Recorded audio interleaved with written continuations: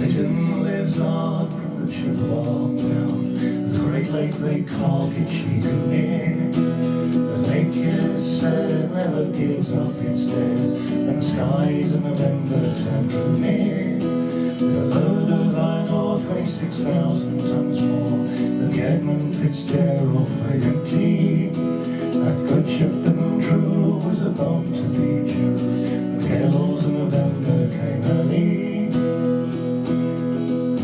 The ship was the pride of the American side, coming back from some mill in Wisconsin. As big freighters go, it was bigger than most, with a crew in their captain for the season.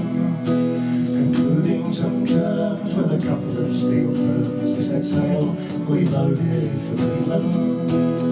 Later that night, when the ship's bell rang, could it be the north wind they'd been feeling? The wind in the wires made a tattletale sound, and the waves broke over the railing. And every man knew, as the captain did too, 'twas the witch of November come sailing. The dawn it broke late, and the breakfast had to wait, when the storms of November came smashing. By late afternoon it was freezing with rain, in the face of a hurricane westward. When supper time came, the old cook came on deck, saying, "Fellas, it's too rough to feature." At 7 p.m. a main hatchway caved in. He said, "Fellas, it's been good to know ya." The captain wired in, he had water coming in, and the ship and crew were in peril. Later that night, when the lights went out of sight, came the wreck of the Edmund Fitzgerald.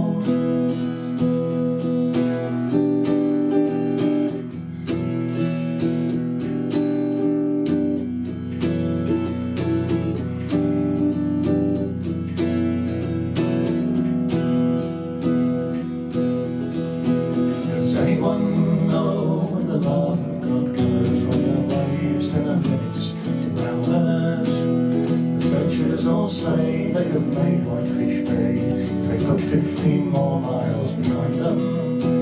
They may have split up, or they may have capsized. They may have broke deep and took water.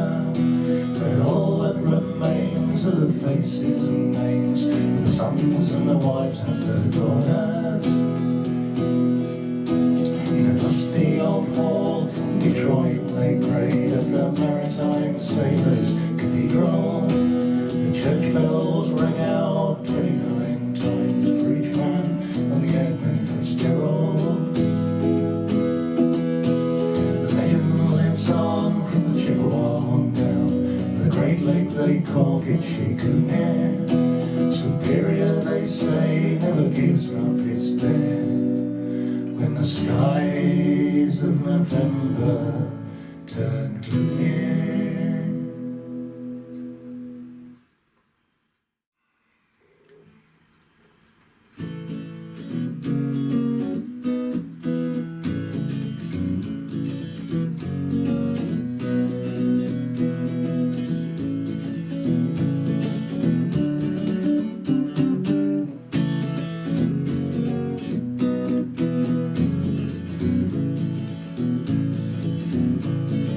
Give me that dodgy fat one, things gonna be alright. Give me that dodgy fat one, 2 or 3 times a night. Dodgy fat was all the rage, take you back to the Stone Age. Yeah, give me that dodgy fat one, things gonna be alright. Now Quran chapter 4 verse 34 says you can beat your wife. Quran chapter 4 verse 34, with an inch of her life. If your woman keeps going yak, yak, yak, just smack her on the head with a baseball bat. Oh, give me that dodgy fat one, things gonna be alright.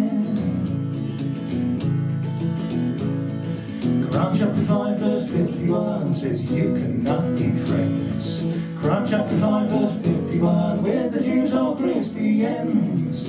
Jews and Christians, get on your wick, smack him on the head with a great big stick. Ah, give me that dodgy fat one, things gonna be alright.